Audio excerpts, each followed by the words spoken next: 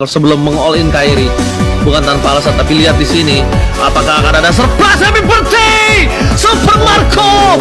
What the fuck? Yellow daw nandoon na, pero nandito yung Prime Madra at kumonekta ito sa mga miyembro ng Cloud9.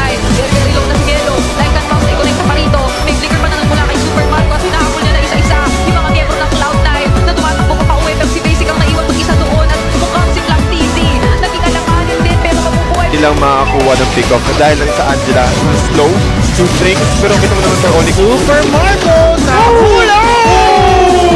Super Marco! Turning things around! Kyrie getting thrown out! Super Marco!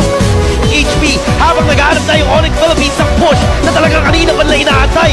Wala yung kill on Sitsui. At nakakuha naman si Ryota ng hook. Pero Super Marco na may winter cross na at nagalaman sila. Onyx Philippines nabalik na sa. And that's it! Dito ay yung buhay ng Lord si Rapidot! Pumasok na siya pero Super Marco makakasing through it again para kay Super Marco. Flicker mula kay Flap pero makakasurvive double kill para sa kanya at ngayon Super Marco. Wow! With a triple kill! Si Kram Sabi? ngayon ang nanganganin